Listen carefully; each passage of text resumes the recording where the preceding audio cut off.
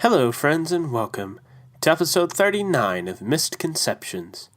I'm your host, David White. And I know it just seems like episode 38 just came out. That's because it did. It came out last week. The reason we're putting 2 episodes back to back is so that we can take a break from Thanksgiving on through until January. We're wanting to take a break for the holiday season just to relax, to have some time with family, so I can spend some of my free time writing, because November is National Novel Writing Month, and I said I was going to do that, and as of now, I have not. So I'm just going to take some time. You know, we're all going to take time. However, do not be afraid. This is not a hiatus. We are not going anywhere. In fact, this weekend, after this episode is released, the weekend after Thanksgiving, we are making a trip down to where Javi is so that we can record some episodes with him. So, Misconceptions does not go anywhere. You don't have to worry. We're not going to use the dreaded hiatus term for our podcast. We are still here. We are still going to be making episodes, but we just wanted to take a break for the holiday season. And we are sorry to those of you that are going to miss listening to us. Maybe we were going to be your center of respite during the tumultuous holiday season. Hey, but you know what? There's some other episodes you can listen to. There's those great holiday episodes from last year, our side quest episodes, if you haven't listened to any of those. But we will be back for you after the new year. And I would like to dedicate this episode to Stan Lee. I know some people have, mixed opinions about Stan Lee and, how he conducted his business early on. But I want to dedicate this episode to Stan Lee. The characters that he created and that he helped create, the universe that he made, it was a huge inspiration to me. His stories and his characters have such an impact on my life. And I mean, just looking around the table right now as I'm recording this, it's littered with superhero stuff. He was a luminary. He was inspirational. He definitely inspired me. And I don't think Misconceptions would be the same without Stan Lee's influence. So before we get to this episode, I just want to take a moment to dedicate this episode to the great Stan Lee. Excelsior, Stan. Thanks for all the stories you gave us.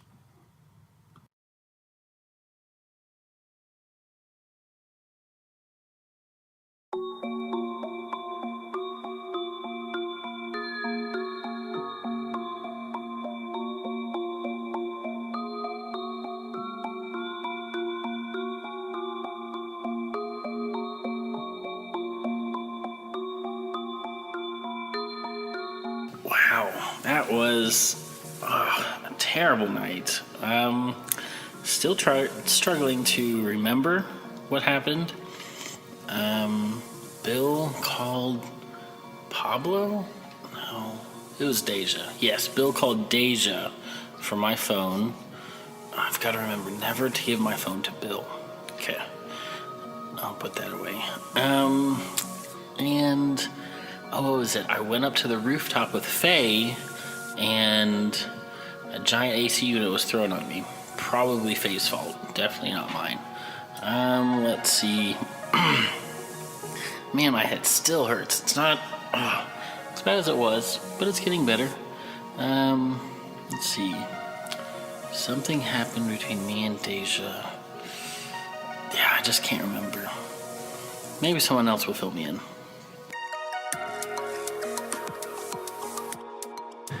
Previously on Misconceptions, the crew is harboring some missing children in a apartment building. Don't necessarily know what Faye's plan is with that, but while you were talking to them about this mysterious group of children called the Rat Pack, that might have to do with a string of missing children in the city, Bill received a phone call from Pedro, the former drug dealer. He said that somebody had been following him. The group went to investigate They found him at Esther's bar, and Faye and Rin saw a shadowy figure, maybe the person that was following Pedro. They went to pursue. The pursuit was brief, as the figure threw an industrial AC unit at Faye and Rin. Faye definitely dodged out of the way, but Rin was not so lucky, getting concussed, and then Faye had to drag him back to the bar, where 3 of the 4 of you questioned Pedro on exactly who this person was, why they would be following him, all that jazz. Maggie is playing with a friend right now. And meanwhile, Rin was operated on by his employee, Deja. And while Deja was trying to fix these servos in Rin's head and from the concussion and all of that, she slipped him a kiss. Nobody else saw it. It was very quiet. And just for a moment, and we don't even know if Rin remembers because he was concussed. So, it like clipped the audio. Yep. For all of our listeners, once again, Maggie is playing with a friend, and the friend is Zach and Tessa's dog. So, if you hear them rustling around on the ground, that's what they're doing. So, this episode opens up with a shot of an antique shop. There are these vases with ornate designs. There are masks from different tribes around the world. In glass cases, there are like weapons like spears, ancient swords. It's just this old, dusty, and of course there are less interesting things like a rocking chair, a quilt, different less interesting things.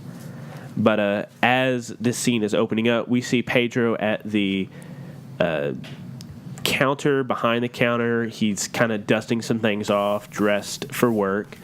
And we see a person leaving through the front of the building. He is silhouetted, but Pedro calls after him and says, Have a nice day, Mr. Lestrange. And we see a shadowed hand wave, and we see this shadowy person walk out into the street.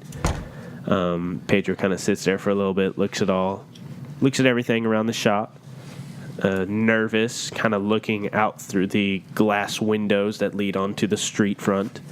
But then all of a sudden, he gets a call from somebody. His phone is ringing. He looks at it, looks around to see if anybody's in the shop. Of course, it's not. And then he answers the phone. Yo. Hey, Pedro, how's it going? Yeah, it's good, man. Everything's great. I can't wait for you to pick me up from work today. Yeah, so about that. We were going to be able to make it, but something came up with Rin and his servo, so we're going to have to take him to get patched up, and we really just aren't going to be able to make it out there. Yo. So you're on your own. Yeah, damn, dog. I thought I was paying you to do more than this. I guess you could just keep your money. Try calling someone else. I'm never trusting you again. And he hangs up. And he kind of wipes. We see him wipe some sweat away from his brow. And then he does a final round around everything, checks, makes sure everything is in place. Then we cut to an exterior shot. He is closing up the door. We see the light sign go off. He locks it, and he starts walking down the street. I'm going to assume the camera, pans away. Do we see y'all, watching him as he walks down the street? We're in an unmarked car. Please, Bill, tell us what your car looks like on this episode. It's a Plymouth. All right, somebody for the love of God, write down what he's about to say because we will need to refer to it later. I want to know what make and model his car is. It's a Ford Probe. I already wrote down Plymouth. Yeah, you can't take it back now. It's written down. All right, and it's multicolored because every time something happens to a panel and it gets bent, he just goes to the junkyard and gets another piece, and it doesn't matter what color it is. So it's like an old rust bucket. Okay, but Make sure you write it down works. Rust bucket. It's a Plymouth Rust Bucket. Official make and model. It's a Buick LeSabre. A blue Buick LeSabre. I mean, You have said it's a Buick Buick. LeSabre before. I remember that. Yeah. In another episode, you did say I also said it was like a Grand Marquis. Yeah. An Oldsmobile. Yeah. I like the theme that your car is secretly a rift of the horse and carriage from Wizard of Oz that always changes colors in every scene. That's my favorite fan theory that I came up with about my own show. I thought you were going to say something else like totally. No, that's totally me. I could hear Vince completely coming up with it. Yeah. So, we see him walking down. You're all sitting in this unmarked car, beat up. Is there any conversation going on? What are y'all all doing? Ren, for the last time, we're not going to turn up the radio. I like to listen to techno music. Just use your brain to play music in your head or something, because we're not turning it up. I don't think you actually know how my brain works. It doesn't. I can listen to music on anyone's radio if I want to. So he kind of walks down the sidewalk. You don't see anybody else walking on the sidewalk. It seems like a quiet night. Can we say that one of us is not in the van? And it's just kind of like... Sure. Who's not in the van? So Bill and Ren are obviously in the van. Right. So Are which you one and of you are you not? and Esther like rooftop in it? Yeah. Yeah. We'll do that. Yes. Okay. So then we cut from Bill and Ren arguing to the top of a rooftop, where we cut to a different angle of Pedro like turning around a corner and walking down and across the street up on a rooftop. Faye and Esther, what kind of conversation are you having? I just don't understand why you aren't willing to let them come live with us. I mean, they're so cute and they're very sweet. Okay, those aren't the words I would use to describe the juvenile delinquents that are living next door to us. They're not juvenile delinquents. They're just children who need a different path. Yes, and they've chosen a different path by running away from home. Well, sure. I mean, if you were getting beat up, wouldn't you run away from home? Do you know they were getting beat up? I mean, I don't know. I'm not going to doubt them. As they're talking, like, and walking behind him in between buildings, Faye's, like, creating vine bridges that they just, walking like over. Subconsciously, like it crawls up and connects, and y'all just walk across it. Right. So we're just like, onto arguing. the next roof and walking across rooftops. across rooftops. I love it. Okay. Don't make me push you. That's super. Oh, you would not Yeah, push me. that's so I would cool. catch myself. Oh. Okay. I'm just trying to be a good citizen here. Okay, but just because you're a good citizen doesn't mean you have to invite everybody into our home. But where else are they going to go? They're fine living next door. Well, I mean, they're okay there, but I could teach them. I could be a home school teacher. Okay, we'll do that in the apartment next door. Oh my gosh. You're just gonna leave these kids to drink Coke and eat chips for the rest of their days. It doesn't matter who they're living with, that's what they're gonna do. Because if you notice, we're still not at home. Well, you're not wrong there. Okay. So as y'all are walking and talking, you see blue and red flashing lights, kind of like around the block, that in the direction Pedro's walking in. So if he turns another corner, he will be on this street where these red and blue flashing lights are. Bill and Ren, whenever he walked around the corner out of view, did you pull the car kind of around to the corner to keep an eye on him? Yes. We wait like a minute or two, and then we pull it around. Okay, so you Because pull we're up. communicating with them. Yeah, so you they pull still up to the eyes on. stop sign, and you see Pedro walking down the alleyway, still unmolested. Still, I mean, I guess there are some people walking, but Faye, you remember the build of this pursuant. Nobody matches that build. No one is close to it. But you see the red and blue flashing lights around the corner. You two wouldn't from your vantage point. I push the button for my comms. Okay. We've got company around the corner. What kind of company? The blue and red kind. The ice cream truck? Oh, dear God. All right. Are they stopping Pedro? No. They were there before.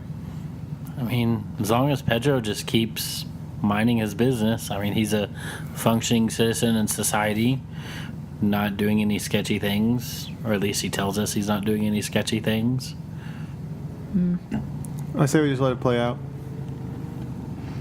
Yes, but the GM was very ominous in telling us this. Player knowledge. So Pedro keeps walking. He gets to that intersection and he turns to walk down that street, but then he hesitates when he sees the red and blue flashing lights, and he kind of pulls his. He's not wearing a coat because it's summer. He kind of almost tries to shrink into his shirt and looks back. I don't think he knows where y'all are, but he's expecting you to be defending him. So he just you see him looking around for anyone, and then hesitantly and very quickly he puts his hands in his pockets and just starts making a beeline down that sidewalk. As Faye and Esther, you step across a rooftop to get a vantage point going down this street. There is a gap, so if you wanted to make not a rope bridge, a vine bridge, it would have to be quite considerable to get across the street to the other rooftop on the other side. But looking down the street from the rooftop vantage, you see, let's say 3 squad cars are pulled up kind of on the sidewalk.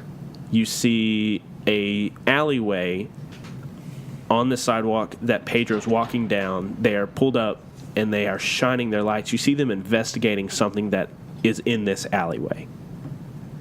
And Pedro is just walking towards it. I relay that over the thingamabobs. Yes, those.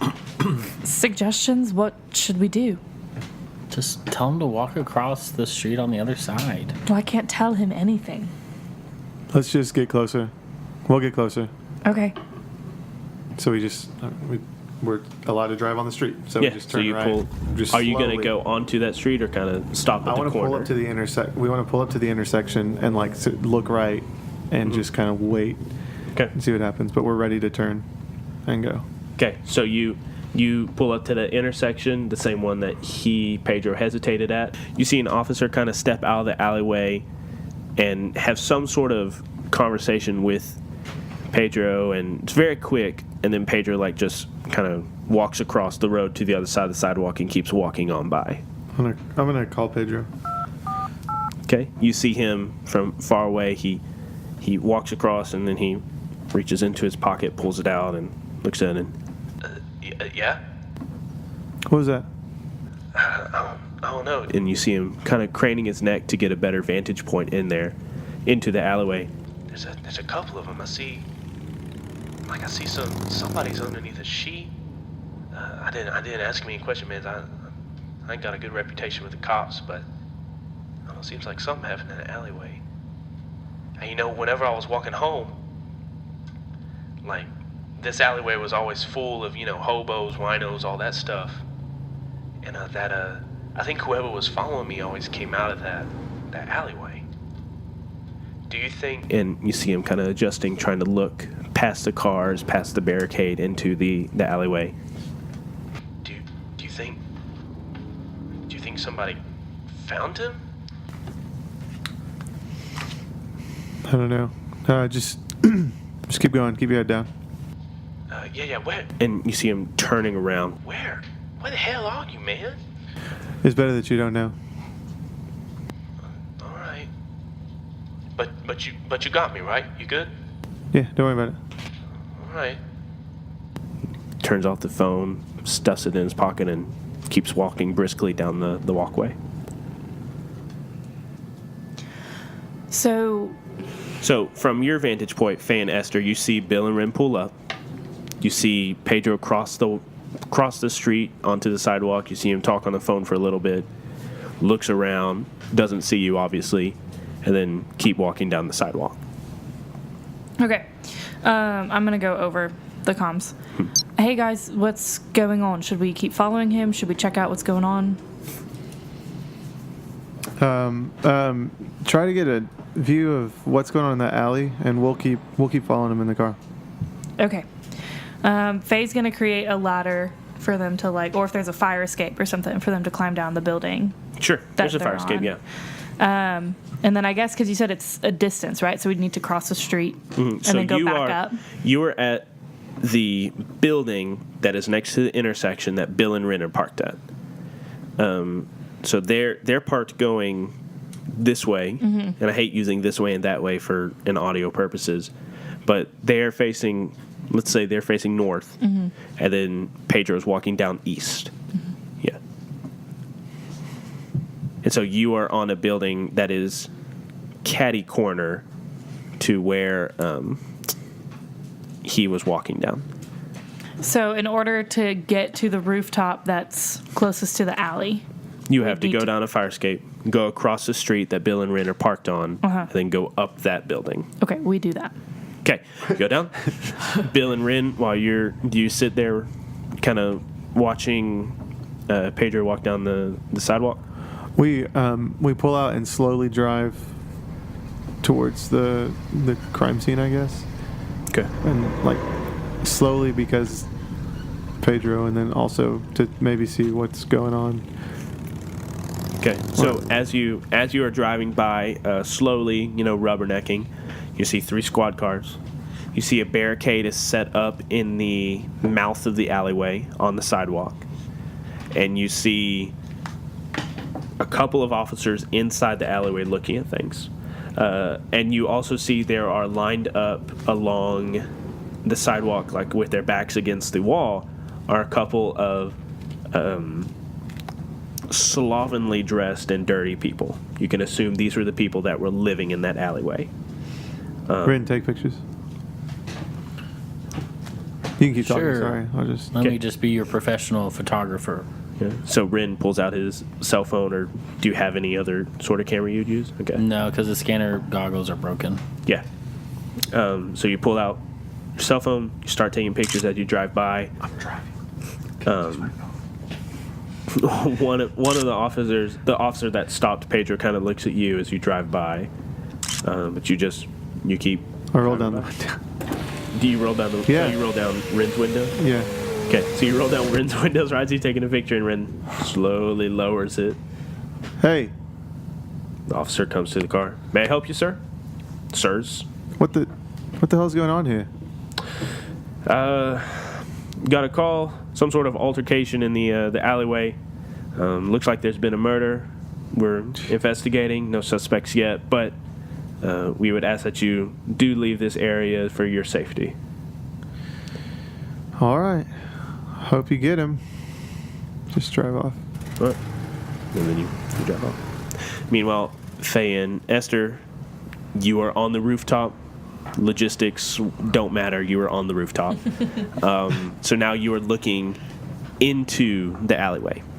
Looking into the alleyway, you see the barricade, the police cars I've already talked about, and you see the scene of the alleyway. It is dirty. There is trash. You see some like plastic bags and sleeping bags kind of laid out, cardboard boxes. There is a metal trash can that kind of has some ash and soot in it. You can assume this is what they used to burn, or did burn for warmth and things during the winter. Doesn't look like it's used now. But you see there are 5 police officers. One of them would be the 6th one. He is on the outside of the barricade, kind of talking to Bill and Ren in the car. But you see there is a couple of different little yellow specks. And Esther, you would recognize them, and you might even point out that those are like evidence markers. But the big thing is there is a white sheet laid out. You can see blood is seeping through this white canvas. In fact, you see one sheet, and then you see another sheet maybe 10 feet away from that one. Another sheet is laid across. There's blood seeping through this one as well. And there's like this swath of blood between the 2 sheets. What you see, the officers are looking around, shining their flashlights in all the dark corners and nooks and crannies, and running their hands through their hair, talking to each other in low tones, doing their investigation. They rolled an investigate for this scene, and they are asking their own MC for their clues. So they're doing an investigation, but that is what you see. Could we roll an investigate to see if there's anything else that you didn't just list? I would say that I have shown you all that you could see from your vantage point. If you wanted to get any more probing questions and really, really investigate this, you would need to be down there in the scene. Are any of those sheets big enough to cover up that guy? I don't know. I can't tell. We're too high up, but I can't see how we would ever get down there without being seen. We'll just have to get information a different way. Yeah, you're probably right. Okay, I guess let's catch up with the crew. Let's go. Okay. You find your way down. Bill and Ren, are you following Pedro? Yep. Okay. Pedro walks and walks, and he gets to a bus stop, and then he's waiting for the bus. You do not see anybody pursuing him. You haven't seen anybody following him this whole time.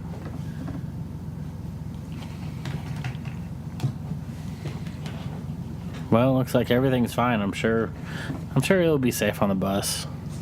You know how to drive? Yes, I know how to drive. I'm well old enough to drive. I'm just saying, did your brain did that part of your brain, does it still work? Yes, it still works. All right, don't wreck my car. It's very valuable. Oh, clearly, this rust bucket that you have. It's in better shape than you are right now. So, I'm going to go get on the bus. You just drive the car and follow us, all right? I guess I can manage that. All right. And he immediately turns on techno music. Oh my gosh. Okay, so as the door squeaks open, and then before you even close it, Ren has crawled into your seat, turned it to some station, and cranked it all the way up, and you hear this techno music as you close the door quickly behind you, because you don't want to hear that stupid crap. And you start walking down the sidewalk to Pedro. A bus is pulling up, and Pedro turns and looks at you and catches your eye, and it's oh, okay. And he starts walking towards you. And I'm just gonna walk past him and run into his shoulder and say, "Hey, watch where you're walking, bud." Yo, what? And he looks at you as you walk by. Don't butt me. Just watch where you're walking.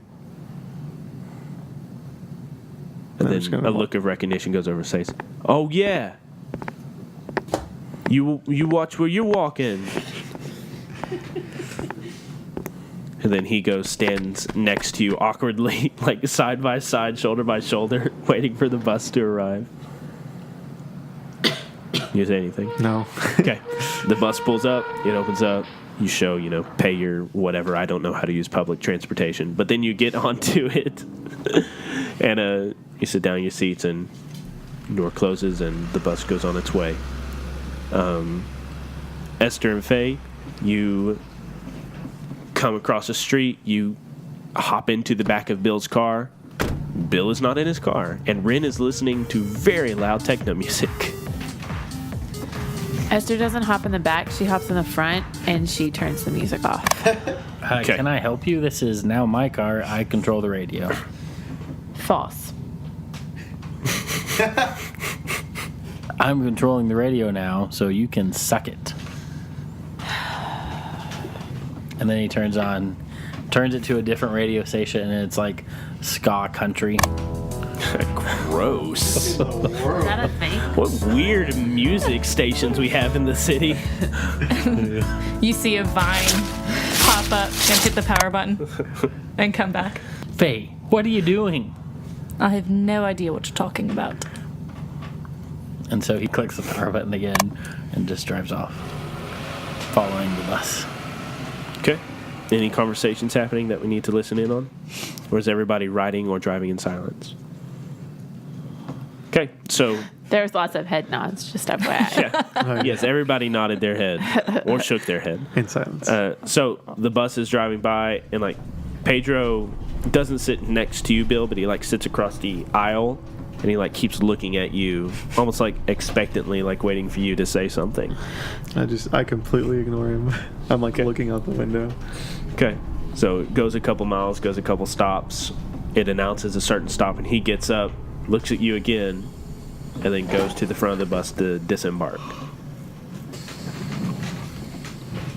I get up and I get off too. Okay. He exits, pays his fee, whatever, and walks to a. You're now in a poor part of the city. There's a poor neighborhood,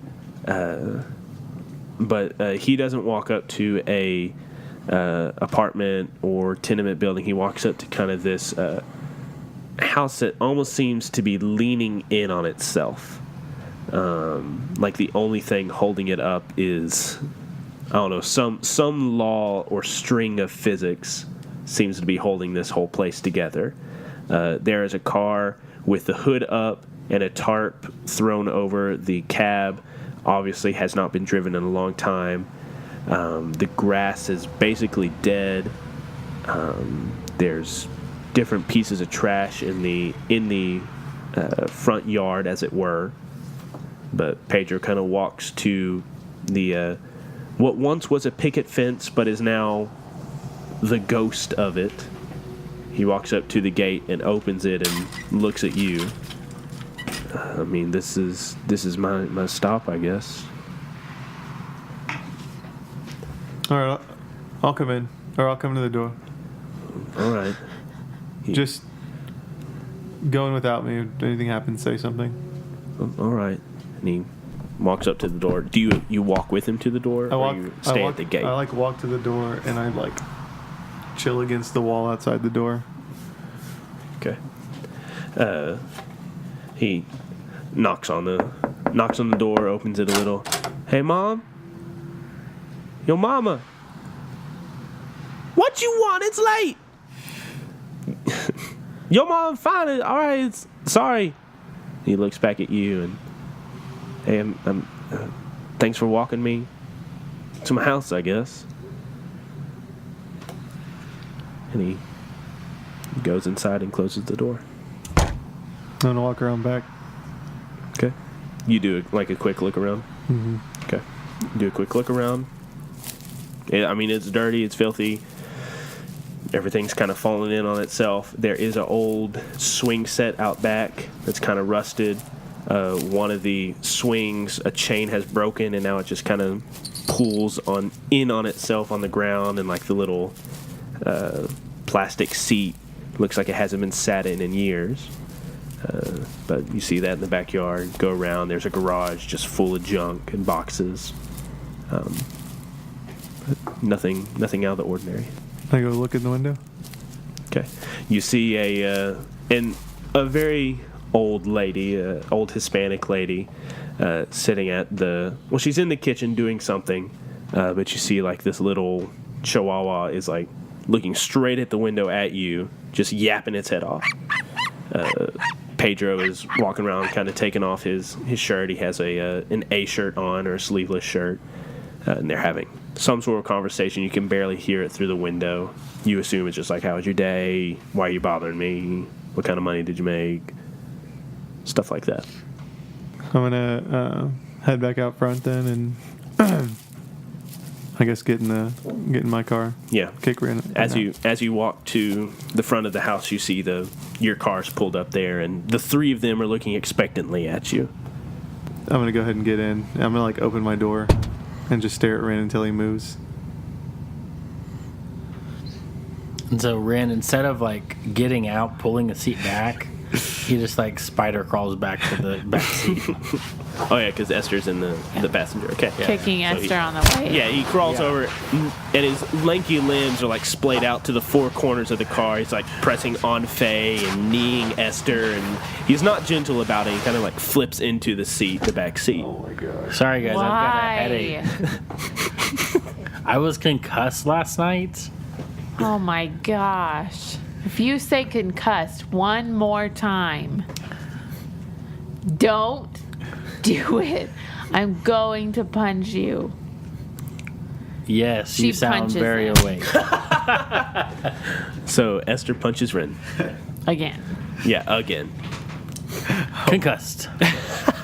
Concussed. All right, too. all right. She Let's. punches him like in the arm. Okay.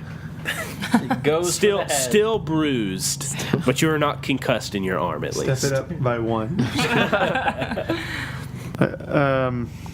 I think we need to investigate that alleyway. And Pedro said that's where the guy who was following him came from. And if there's dead bodies there, then I mean, there were 5 cops in that alleyway. We're not getting in there. yeah, I know. But we know somebody who knows cops Oh yeah, that's right. very well. I don't know what you're talking about. No. Oh, it's Javi. Don't you remember? I remember. Wow, you remember. So you're over your concussion. Yes, I have a headache now, like I said. Esther sends a text. Okay. What's the text saying? Who are you sending it to? You up? Yes. She sends it to Javi, and it says, saw that there was 2 homicides on Meadow Street. Okay, you send that. And then you get a text back that says, I heard it was only one. But Well, maybe it was one person split into 2, but there was 2 sheets. well, he's texting. No, I'm just saying. So you get a text back that says, I heard it was only one. Sorry, haven't been able to be out a lot. Somebody broke into the morgue tonight. Oh. Bum, bum, And bum. that's a text you get. Well, that sounds way more interesting. What's going on there? Send that. You get a text back that says, actually, you and your friend should probably come on by. It involves you. We go right now. Let's go. What? Esther reads the text messages to the team. Okay. Faye's like, let's go right now. Yeah, Bill, come on. All right. Look alive. Put in the. What's the address? The morgue at City. The city's more. The city morgue street. Turns the car on and starts driving. Okay. You get to the city morgue. There are cop cars outside, but as you pull up, you see Javi kind of standing in the mouth of an alley. He sees y'all pull up. He obviously doesn't recognize the car. He's looking for Esther's SUV. But then when he sees all of you get out of it, he looks. He like waves you over. Get out of the clown car. Yeah. And he sees you and he waves you over to the alleyway. What's going on? And he starts walking down the alleyway, leading you with him. All right, well, got a call. Somebody had broken into the morgue. They had stolen a body. Pretty weird. I don't know why somebody's stealing the body, but then I heard what body was stolen. And he pauses at the door and looks at you. The name Marcus Malcolm. Does that ring any bells with you? Bah, wah, bah, wah. That was the It does, but remind us why it does. the drug dealer. Yes. Oh yeah, he got his head like It was shot off. It was Pedro's drug supplier. Do you have any leads? We have some. There was a camera in the morgue. The medical assistant was not there when it happened, but we do have some video footage, and we're surveying it now. Can we see it? Yeah, sure. I'll pull some strings. The guys here know me. They're all good guys. I can get that footage for you. How long has that body been there? 3 months. What was it still doing there? I don't know. Some things just get lost in the shuffle, you know. I mean, he was a nobody. He just worked at Promethean University, some teacher's aide. Didn't have any family relatives, and he just got lost in the shuffle, I guess. But he obviously didn't have anything still on him. Not that I know of. Like he wasn't wearing any clothes or anything? No. I guess we have his personal effects in evidence. I'm sure I could dig him up for you. Yeah, go ahead and do that. Yeah, sure. He opens the door, and through the door you see like the linoleum, sterile environment of a morgue. He kind of holds it open. You want to come in? Sure. Haven't been to a morgue yet. Why not? I assume everybody goes in. Esther doesn't just immediately walk in with everybody else. She kind of like takes a beat and then she follows in. Okay. And then Javi follows in behind you. Like I said, it is linoleum. It is white. You see the steel gray cabinets where the bodies are stored. You see the freezer where the bodies are stored in deep freeze.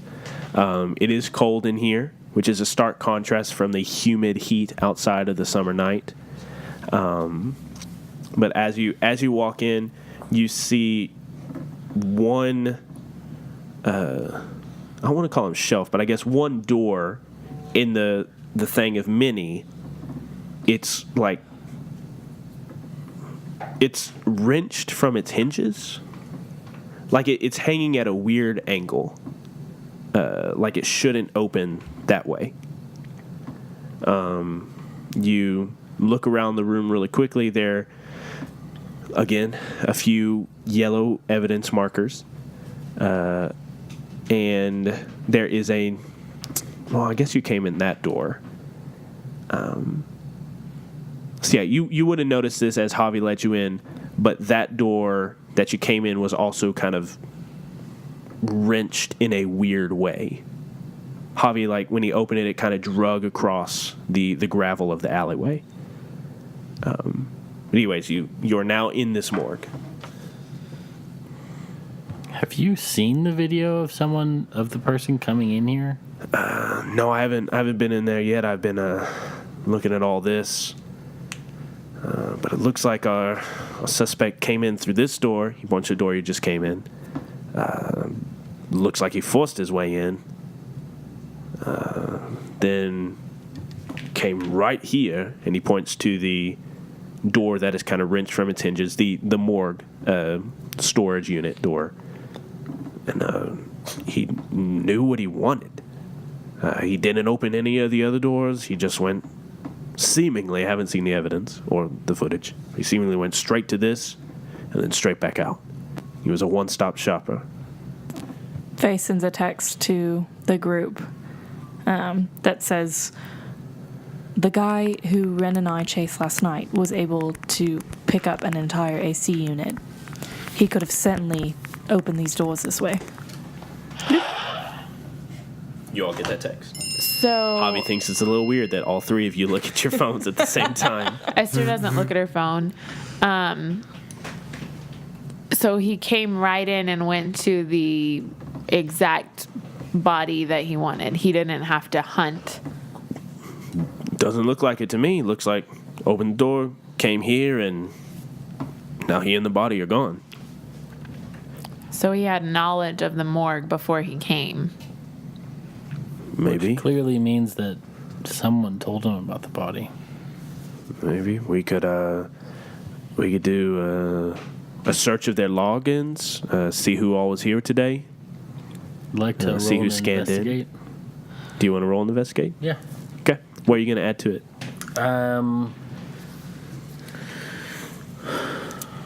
Now, mechanically, your scanner vision is not Yeah. burned, but narratively, you said that the lenses are busted. Yeah. So, I mean, what are you going to add? I should have narratively done this while me and Bill were in the car. But I will say like this. I mean, the scanner vision is still broken, but Ren has managed to just like make it tiny, like one eye lens. Okay. And so he just kind of like flips that down. Okay. So, so- you've somehow jury-rigged Yeah. your scanner vision. It's to work. jury-rigged. It's not And pretty, Yeah. but it will function. It looks sketch. 'Kay. So Do you look like Vegeta, from Vegeta. Dragon Ball Z? It's over 9,000! That's Sorry, Raditz. go ahead. Anyways. and then technopathy to look through the computers and stuff to find the. So you're going to log into one of the morgue's computers? Well, I'm so split. I really want to log into the computer to see if there's like anything more, any additional data or scanner vision. I would say you could do one of the other. So do you want to log into the system and look through stuff, or do you want to scan this environment? I'll go ahead and just scan the environment. Yeah. Okay. I think that would probably be the most beneficial at this moment. Okay. Go ahead and roll with the +1. Would the headache go into this, or? Yeah, definitely. Yeah. Okay. So -1. So you're rolling with a +0. Yep. Okay. That is a 6. 6. Yeah. You scan. You see everything I detailed, but nothing jumps out at you right now. Okay. So Rin kind of walks away while you're having this conversation with Javi. Javi kind of gives him a weird look because he just left in the middle of a conversation. But you know that Rin's doing what he does. He's snooping around. What are the three of you doing? I mean, We could go look at the footage. yeah. Yeah. I mean, that's really the only option at this point. To the footage. All right. He takes you in. Rin, you join up with him.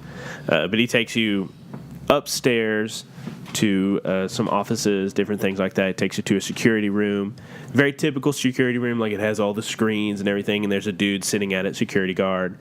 But he walks in. Don't worry, they're with me. Could you give us a room? He gets up and leaves, and then Javi walks over to the screen that the policeman had been looking at. He rewinds it to the suspected time of break-in, and then he plays through the clip. You see the morgue. Everything is as it should be. You see a medical examiner looking at a body, can't tell which one it is, and then they put it up, close it, say something into this little handheld recording device and set it down, and then they leave. A few minutes pass.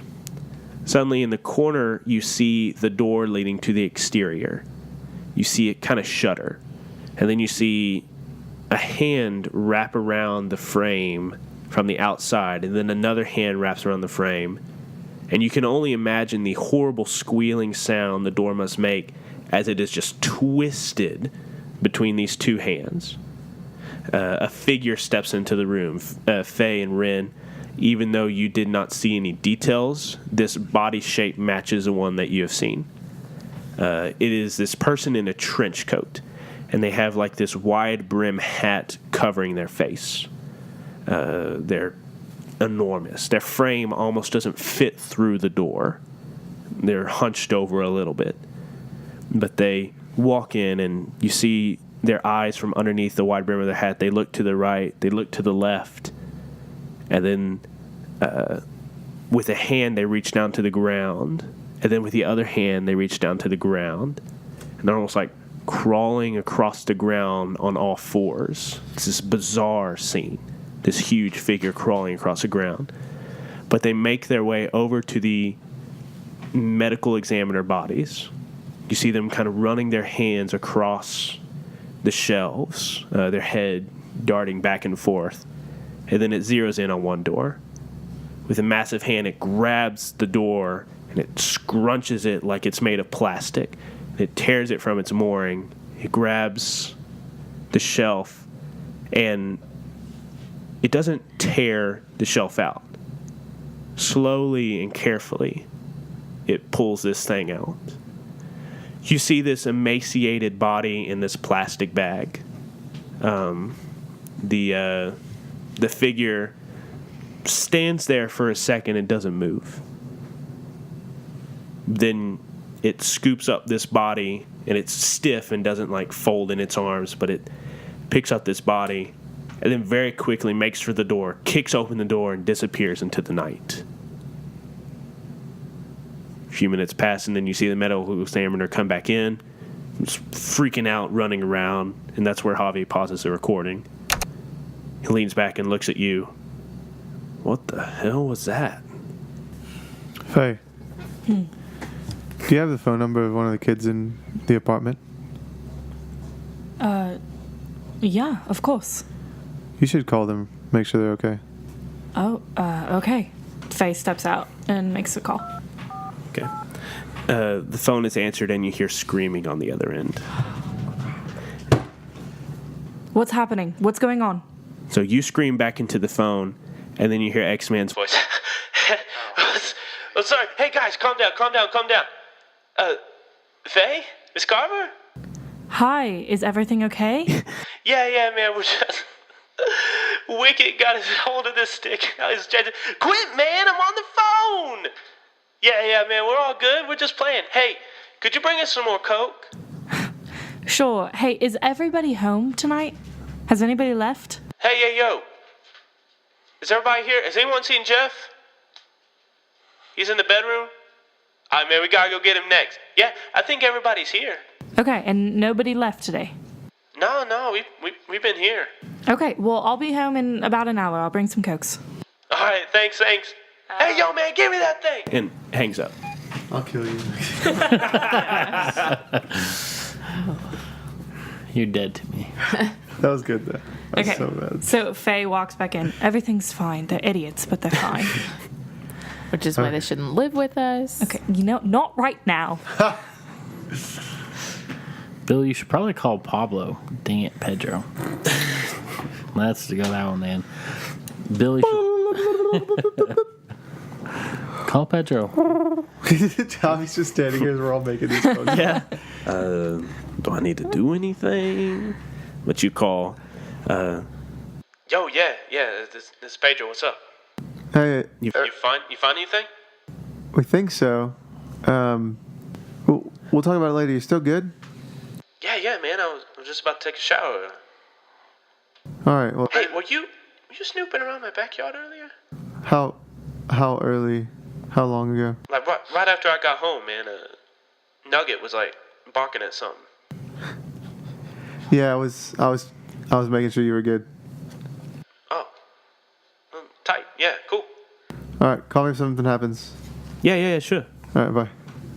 Ren, do you recognize that guy? I mean, he kind of looks like the guy who threw the giant AC unit at me.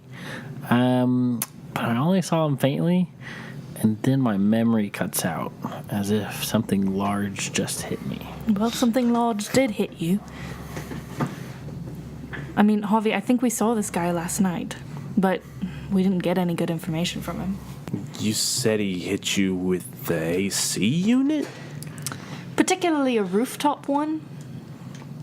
Damn. No wonder you look so messed up. Well, I mean, I guess I shouldn't be surprised. I did just watch this dude open this door up like a can of tuna. But yesterday, the man we were around wasn't crawling. Yeah. Yeah, but he wasn't looking for anything. He was running away from us. That's true. That's a good point. And I will say that whenever he picked up the body and left, or whenever they picked up the body and left, they were walking on two legs, not crawling across on their hands and feet. Were his eyes red and glowing? You cannot see any sort of facial features underneath from the like staticky feed of this closed circuit television and the brim of his hat. You couldn't make out any facial features. Did he have the mannerisms of a butcher? That's hard to tell. Could we tell if he was like, because when he went up to the like doors of the different bodies or whatever, he was like feeling around. Did it look like he was like sniffing, like seeking a scent? You can tell. You saw him kind of. It wasn't like he was like touching every single one, but he was just like searching and moving his head back and forth. Does anybody get a Len vibe from this? I feel like we watched a surveillance video in which Len touched everything on a desk. Oh. I mean, he has been manipulated before. Or taken control of. I don't know if it's Lynn. I mean, we could check up on him, but I think we're gonna have to go to that university and see what's happening there. See if maybe that's where the drug supply was coming from or something. I don't know. Something. It has to do with whatever those drugs were. Yeah. I mean, it also has to do with where the drugs were located. It was in some sort of warehouse that was owned by like a company. I mean, it was like some health company or tech company. I can't even remember. I'm struggling with my memory, if you couldn't tell. What are you talking about? Marcus, he was like in a certain, like there were boxes and it was like tech boxes or like I remember that boxes. case. It was a Legendary Solutions warehouse. One of the many. They got tons of them all over the city. I mean, Marcus could have gotten connected from the university to Legendary Solutions. I mean, that seems like a stretch. I mean, Drace DeSantos is a philanthropist, and he throws his money around like it's piss. But I don't know. I don't see him like having. What would you need with a university? Wasn't money in that. Where's the money in the university? Recruitment. They got money at universities. I guess. Well, if you need to recruit a smart young man to run an operation, why not find somebody saddled up with debt? So you're going to go investigate the university. I'll go see if I can pull Malcolm's effects from evidence. I'll let you know when that happens, but keep me in the loop, because we're all in this. Together. I wasn't going to say that, High School Musical. We're all in this together. Sorry. So, do y'all leave the room, or what do y'all do? Esther leaves. Okay. Can you get a copy of that to Ren, that video, so he could maybe enhance it or do something? Yeah, sure. Pulls out a steel notebook, writes it down, closes it. Yeah, we go right on that. All right. Thank you. Okay. And then I'll walk out. Faye walks out, and as she's walking out, we're going to need to stop by the store before you drop us off. The kids need some supplies. Esther? Do they really need more Coke? I mean, You're worried about them eating chips and Coke all day, but you keep supplying it. I know. So their conversation trails down the hallway. Ren, do you leave after him? I'll say that Ren lingers and then like places his hand on the monitor or on the tower and attempting to like absorb. Oh, like you can make a copy of it yourself? Mm-hmm. Oh, sweet. So yeah. So you've done technopathy before, like with the door buzzer for the apartment, but we didn't really describe what it was. So we see Ren place his hand on the tower of the CPU unit, and we see like circuitry light up. Like, I don't know if you've ever watched the Batman Beyond series, whenever he's like doing stuff and we see like the red lines come out from his fingertips or like his suit or anything, but they're blue and they kind of trail down the outside of the CPU unit. Ren's eyes close and we see the circuits in his head whir a little bit. The circuitry recedes into his hand, then he pulls his hand back and Javi's just kind of looking at you, but you now have a copy of this footage. Do you turn to Javi and say, you can mark that off your list now? I was hoping you would. I've taken care of it for you, so don't worry about it. Oh, well, all right. And Ren leaves. And Javi stands up and kind of stretches, and we hear like his back crack a little bit. He runs his aged hands through his hair. Morty, I wish you were here. You would know what to do right now. Reminds me of back in the day when... And Javi pauses for a second, and we as the audience see like blood trickle out of his nose, and he wipes it away really quick and looks at his hand. Damn, nosebleeds. All right, need to find a tech guy, and he walks out the door and down the hall the opposite direction. End of episode. Thanks for listening to this week's episode of Mistconceptions. We will be back with our next episode after the new year. If you have Facebook or Twitter, you can find us on both of those platforms, where you can get up-to-date information about the show, behind-the-scenes videos, and behind-the-scenes pictures, or you can just chat with us because we like you and we're friendly people. We also have a Gmail, mistconceptionspod@gmail.com. You can email us any requests, questions, or fan theories you have there. Please support us on Patreon. All the proceeds that you give us go into making this show better. For example, the trip we're taking this weekend is going to be paid by our lovely Patreons. So if you want to help make this show better and help us be able to keep doing what we're doing, please follow that link in the description and support us through that. City of Mist is an RPG created by Son of Oak. You can find more of their products at sonofoak.com. The Misconceptions theme music is composed by Aaron Wharton. You can find more of his music at aaronwharton.net.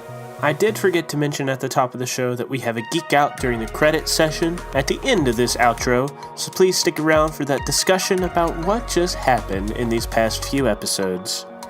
That is all for me this week. We will see you after the new year. Have a wonderful holiday season, hang out with the people that you love, and remember, keep it nerdy, y'all.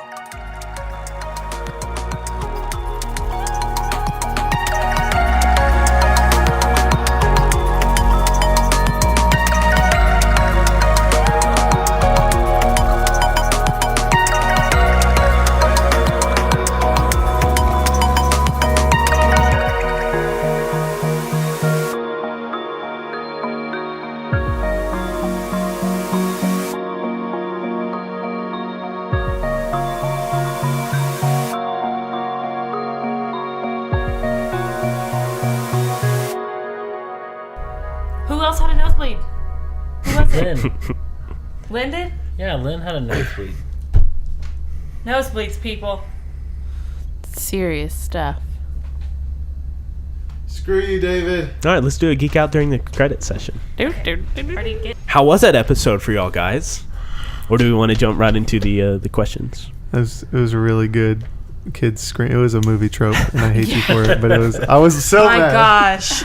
I don't even know these kids. They're not real. And my whole thing was like, I will kill the entire world. I will burn this What made Ren like all of us? Not Ren, sorry, Bill. All of a son of sudden be like, oh my gosh, we got to check on the kids. Because since the person wasn't showing up to kidnap or to mess with Pablo. Pedro.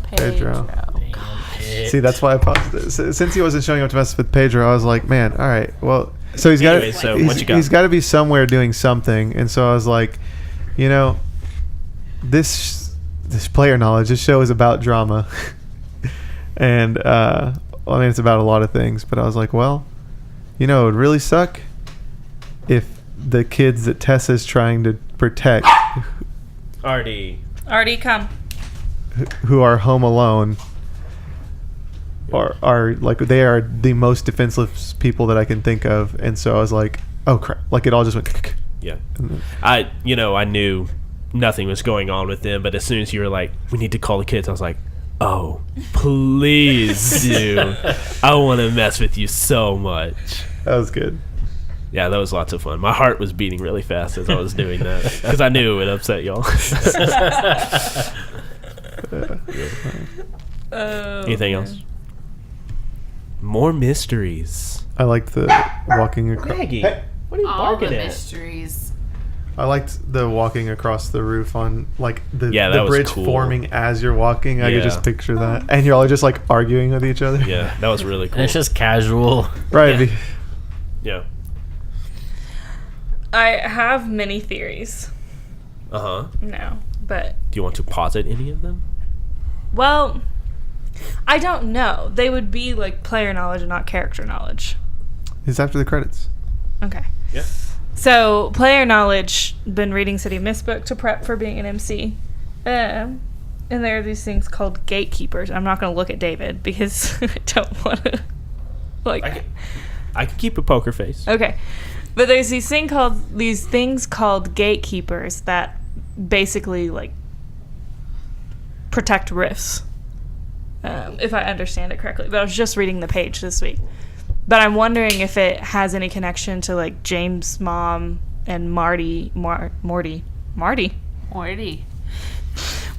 dying and everything. And that, like, the fact that Javi's mind literally stopped thinking. And like James's mind has literally stopped thinking, and I wonder if they have something to do with it. So that's They've my theory. stopped thinking. Like when they were thinking about the person who had died, like the thought process stopped. Like their nose bled, the thought process stopped. So And who they did redirected. You said Javi did it, and who else was the other person? Well, I said James because James has no recollection Yeah. of his mom. Y'all- I don't remember You were the Lynn saying situation. Lynn. Yeah. Lynn did not have a nosebleed. Who did have a nosebleed? James. Okay. Yeah. So you were right. Yeah. So eventually we'll have to figure that out as characters. Yeah. Because now we think it's Lynn. But we didn't see the nosebleed. Yeah, players- Javi's The nosebleed. players know about it, but Right. the characters, you have no idea what Javi did once you left the room. Do we know that James's nose bled? I'm pretty sure it was when you were talking to him, yeah? Okay. Or when Esther was talking to him. I don't remember. Yeah. I'm pretty sure Esther was talking to him about his mom. God, they've gotten Esther too. And then they were like, Esther tries to remember talking to James and her nose bleeds. Yeah. Yeah. So that's one of my theories. Okay. I'm still developing a couple of Yeah. ones. Yeah, anything else you want to talk about in this episode? This recording session doesn't just have to be this episode.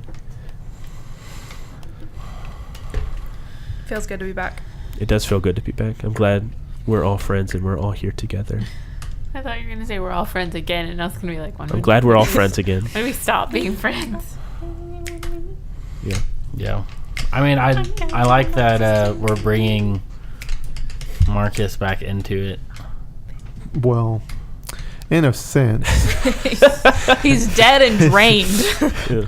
I mean, he's like dead and gone, obviously, but I mean, that was like one of the first sessions. Right. It was the first tying session. back into. Yeah, those first 3 episodes were all about Because we never Pedro did and we Marcus. never did figure out where the drugs were coming from. Yeah, We we found never where they're figured being out- stashed. You never figure out who sniped him, Right. who he was working for, what his holy war was all about. Right. Yeah. It's like that Yeah. WoW quest that you started in Goldshire and then you just kind of left there, and then now we're just coming back to it. Yeah. Yeah, I'm bringing it all back to the mystery that started it all. Or at least I'm trying to. Get out of here with your creative writing. I'm sorry. I like to create. All right, but do we want to let's answer some Geek Out during the credit sessions? Yeah. Questions. Who wants to go first with Geek Out during the credit? Ren, Jaime. Phil, Faye, whatever. Oh, Good. Bill? Were you going for Bill? Cycled through so many names and none of them were right. I have a condition. Yes. How has the crew grown this session? So that is, how did you fill out the finding out the truth is more important than our personal issues? There is, what character has had the most meaningful interaction with your character this session? Which of your themes is under the most strain? If it collapses, what new aspect will show up in its place? And it says you can answer one or more of the following questions. So I guess if like we come up with a question that we can represent mechanically, we could do that. Okay. I think I want to answer the first one. Okay. How How's is your the crew crew grown this grown? session? So that So is how have you followed the identity? Finding out the truth is more important than our personal issues. Can I do like a hurt side of that? Sure. I would love to crack your crew theme Negative. because I don't think y'all use it, and I think we could come up with a better one. Because I think that we are showing through the way that we're living that it doesn't necessarily. And Okay. so, like, for instance, I am very distracted. I mean, not whenever I'm with them and doing stuff, but otherwise, I don't. With your personal mission. Right, my personal mission. Yeah. It's not that I don't care about the greater conspiracy, but it does not have all my energy. And I think we could all say the same thing. You know, I was gonna say Tessa has kids. No, Faye has the children she's taking care of, which inadvertently impacts Esther. But she's also having to worry about James and the bar, and like Ren's having to worry about his company and his fledgling odd romance thing that's happening, and fixing his brain. And so like we seem disheveled, and though we're pursuing things, we're not like a well-oiled conspiracy busting machine. We are much more individuals, and rightly so, who are trying to bust a conspiracy when we can, When you have time for it. right, when it fits into our schedule. Yeah. Which We is are never. I mean, we are putting it. It's pretty close to the forefront of our priorities, but there are things that stop it and hinder it, and it's not like it's not really the thing in our life. So that's kind of what I think about that. Okay, I totally agree. I think that's a good point. Who wants to go next? Can we all put a crack in that crew theme? If you want to, sure. So what would you add to it? Let me tell you. I mean, because I definitely think at the beginning we were into the conspiracy of like there's something bigger going on, and trying to explore it. But I feel like even with Ren being, like conspiracy focused and like into hacking and stuff, like even his hacking and like wanting to find this like deeper truth about the city, I mean even that's gone on the wayside. Yeah, definitely. And so I definitely think like with that going on the wayside individually, I mean it's pretty clear that it's the kind of the same theory that's prevailed itself throughout the entire crew. Okay, so you want to mark a crack in the Conspiracy Busters theme? Yep. Okay. And actually, Jaime, you're gonna have to make a nemesis roll for me for Jesse. But before we do that, Carrie. Esther hasn't really been using her owl ring a whole lot. She's been really distracted with like real life and the bar and stuff, and so I don't really know how that plays into all of this. I guess that's under the most strain. I don't really think I'm in danger of losing it yet, but it just hasn't gotten a lot of my attention. Like everybody's all into like finding their mystery and stuff, which Esther's about, but she's just so bogged down by like the real life of everything with like this bar has to be successful and like there are children living next door to me now that I'm, whether I want to admit it or not, I'm responsible for in some way. And so like just, I don't know, real life's kind of weighing her down a little bit. So Okay, so you need to answer the question of if your owl theme collapses, if you lose that aspect of yourself, what will show up in its place? a crotchety old woman. I don't know. So like if you lose your owl ring, one, you would become a sleeper. Well, that's what I'm saying. Like it's just, and then it's just this like old like work. Well, you wouldn't sleep. be old. Well, I know, but the idea of like all you do is work and sleep and you know. Okay. So turn that theme over to the back, and there should be something called the flip side, and write down your answer to that. Okay. Tessa, do you want to go? Yeah. Okay. So I'm gonna do which of the themes is under the most strain, which is my mythos. Yes. Did I do this last time? No, you did not. I don't think we haven't actually had a geek out during the credits since we started this season. Okay, I've just been stressing about it a lot, I guess. Yeah. But if I lose this mythos, I become a sleeper, which is also terrifying. So I'm kind of thinking moving forward that I'm gonna work to crack the teacher for change, and replace that theme with a mythos, so that when my nature is a friend. So this isn't necessarily what will happen if you lose your nature theme. This is how do I prevent? You want to look at what will happen if you lose your teacher for change. Yeah. Okay. So what will happen? What new theme? What new power will pop up in that place? I don't know. I've kind of been thinking about it a lot, and I'm gonna have to look in the book more.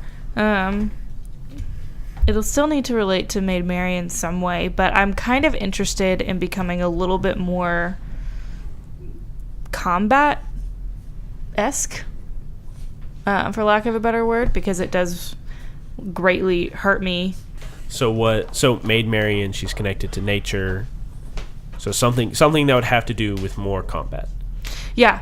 Just because every time we like have a thing, I'm always like, and I stand in the corner. Okay. So on the flip side of Teacher for Change, I guess write more combat power. Cool. Okay. And now, Jaime, you have a nemesis. She is still out there in the world, stalking you, whether you realize it or not. Her name is Jessie. It has been 1, 2, 3 sessions since you last showed up. So go ahead and roll 2d6 plus 3, and let's see what you get. Oh, 14. Haha. Okay.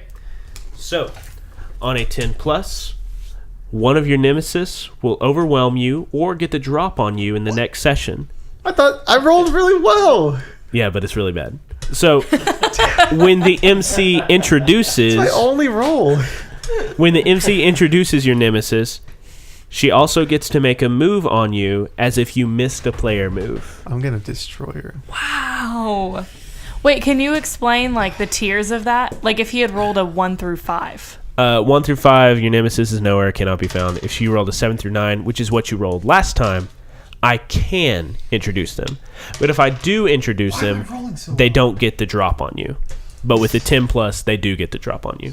So, if I introduce Jessie next session, she gets to just wreck you. I haven't rolled anything below a 7. There we go. Yeah. And also, a nemesis, like, you can defeat them and, like, oh, they're gone, but, like, they'll come back somehow. So you can't permanently remove them unless you do a moment of evolution, which is like a narrative way. How do you resolve your nemesis? But anyways, that's Geek Out during the credits. Good session, everybody. See you next time. Woo. End of episode. Watch this. My friend.